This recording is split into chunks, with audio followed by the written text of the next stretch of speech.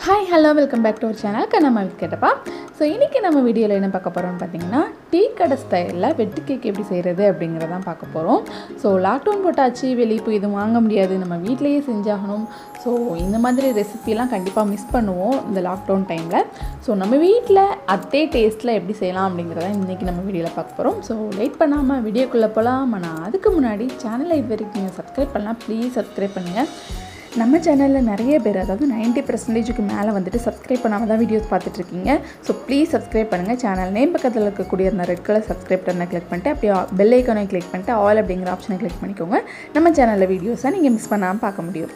So வாங்க இப்போ வீடியோக்குள்ளே போகலாம். ஃபஸ்ட்டு நான் ஒரு மிக்ஸி ஜார் எடுத்திருக்கேன். இதில் ஒரு கிளாஸ் அளவுக்கு நம்ம வந்து சுகர் சேர்த்துக்கலாம். நம்ம வந்து கிளாஸில் தான் இன்றைக்கி மெஷர் பண்ண போகிறோம். மெஷர்மெண்ட் வந்து கொஞ்சம் முக்கியம், அதை கொஞ்சம் பார்த்துக்கோங்க. இதுலேயே ஒரு 4 ஏலக்காய் சேர்த்துட்டு இது நல்லா நைஸ் பவுடராக ஃபஸ்ட்டு திரித்து எடுத்துக்கலாம், அதாவது பவுடர் பண்ணி எடுத்துக்கலாம். ஸோ இந்த மாதிரி நல்லா பவுடர் பண்ணி எடுத்தாச்சு. அப்புறமா நமக்கு இதில் தேவை என்ன அப்படின்னு பார்த்திங்கன்னா, ஒரு முட்டை, ஒரே ஒரு முட்டை போதும். ஸோ இந்த முட்டையை இதிலையே உடச்சி ஊற்றிக்கலாம். அதாவது இந்த சுகர் பவுடர் பண்ணி வச்சுக்கோல, அதே ஜாரில் இந்த முட்டையும் சேர்த்துட்டு நல்லா ஒரு பீட் பண்ணி எடுத்துக்கலாம். ஸோ இந்த மாதிரி பீட் பண்ணி எடுத்தாச்சு. உங்களுக்கு முட்டை பிடிக்காது அப்படின்னா அதுக்கு பதிலாக நீங்கள் கொஞ்சம் வார்மான மில்க் சேர்த்துக்கலாம். இப்போ நான் ஒரு பவுல் எடுத்திருக்கேன். இதில் 2 கிளாஸ் வந்து நம்ம மைதா மாவு சேர்த்துக்கலாம். உங்களுக்கு மைதா மாவு பிடிக்கலன்னா நீங்கள் தாராளமாக கோதுமை மாவு சேர்த்துக்கலாம். 1 கிளாஸ் சுகருக்கு 2 கிளாஸ் மாவு, இதுதான் மெஷர்மெண்ட்டு. இது கூடவே ஒரு 1.5 டேபிள் ஸ்பூன் அளவுக்கு ரவை சேர்த்துக்கலாம், நல்லா அந்த கிறிஸ்பினஸ் கொடுக்கறதுக்காக. அண்ட் இது கூடவே ஒரு 3/4 டேபிள் ஸ்பூன் வந்துட்டு அரிசி மாவும் சேர்த்துக்கலாம், இதுவும் நல்லா கிறிஸ்பினஸ் கொடுக்கும்.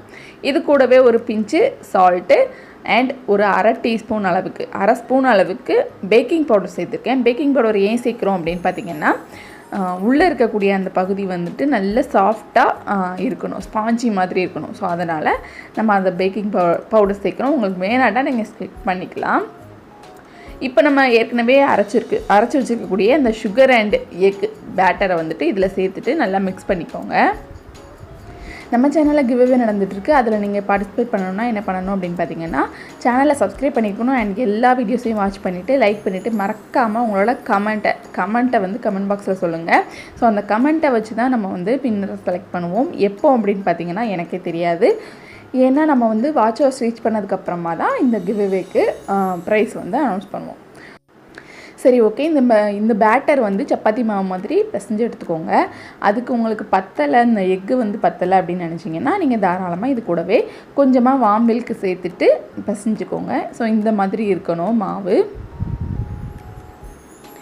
இந்த மாதிரி பிசைஞ்சதுக்கப்புறமா இதை ஒரு 10 மினிட்ஸ் நம்ம வந்துட்டு அப்படியே க்ளோஸ் பண்ணிவிட்டு வச்சிடலாம். இப்போ வந்து 10 மினிட்ஸ் ஆயிடுச்சு. இதை வந்துட்டு இந்த மாதிரி பால் மாதிரி உருட்டிக்கோங்க. உருட்டிட்டு இதில் கத்தி வச்சுட்டு லைட்டாக ஒரு கட் பண்ணி விடலாம். வேணும்னா பண்ணலாம், இல்லைன்னா இது கூட அவசியமே கிடையாது. நான் கொஞ்சம் இந்த ஃப்ளார் டிசைனில் இருக்கும் அப்படிங்கிறதுனால பண்ணேன், பட் ஆனால் அது அவசியம் இருக்காது. ஏன்னா நம்ம மாவு ஆயிலை போட்டு ஃப்ரை பண்ணும்போது அது தானாகவே வெடிச்சு வந்துடும். ஸோ அதனால தான் இது பேர் வெட்டு கேக்குன்னு சொல்கிறாங்க.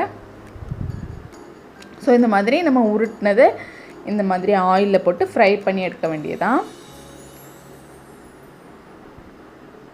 நான் ஏற்கனவே நிறைய வீடியோஸில் சொல்லியிருக்கேன், இந்த மாதிரி ஆயிலில் நீங்கள் ஃப்ரை பண்ணும்போது அடைச்சி போடாதீங்க, அதாவது நிறச்சி போடாதீங்க. அந்த பேன் ஃபுல்லாக கொஞ்சம் கேப் விட்டு போட்டிங்க அப்படின்னா தான் அது சீக்கிரமாக ஃப்ரை ஆகிறதுக்கும் யூஸாக இருக்கும். அதே மாதிரி எண்ணெயும் குடிக்காமல் இருக்கும். ஸோ இந்த மாதிரி கோல்டன் ப்ரௌன் கலரில் வந்ததுக்கப்புறமா இதை நம்ம வந்துட்டு ஆயிலேருந்து ரிமூவ் பண்ணிவிட்டு சர்வ் பண்ண ஆரம்பிச்சிடலாம். வெளியே நல்ல கிறிஸ்பியாக இருக்கும் அண்ட் அதே மாதிரி உள்ள செமையாக ஸ்பாஞ்சியாக இருக்கும். கண்டிப்பாக ட்ரை பண்ணி பாருங்கள். இந்த வீடியோ உங்களுக்கு பிடிக்கும்னு நினைக்கிறேன். இந்த ரெசிபி கண்டிப்பாக பிடிக்கும் எல்லாருக்குமே.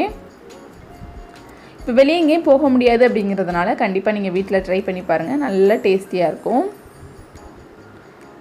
ஸோ நான் இதை வந்துட்டு இப்போது கட் பண்ணி காட்டுறேன், அதாவது உள்ளே எப்படி இருக்குது அப்படிங்கிறதை நான் காட்டிடுறேன்.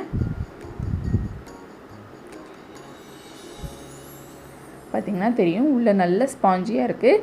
கண்டிப்பாக ட்ரை பண்ணி பாருங்கள். இந்த வீடியோ உங்களுக்கு பிடிச்சிருக்குன்னு நினைக்கிறேன். பிடிச்சிருந்துச்சுன்னா லைக் பண்ணுங்கள், உங்கள் ஃப்ரெண்ட்ஸ் கூட ஷேர் பண்ணுங்கள், அண்ட் மறக்காமல் நம்ம சேனலை சப்ஸ்கிரைப் பண்ணுங்கள். தேங்க்ஸ் ஃபார் வாட்சிங். நாளைக்கு இதே டைம் இன்னொரு செம்மையான வீடியோவில் நான் உங்களை மீட் பண்ணுறேன். அது வரைக்கும் டாடா பாய்.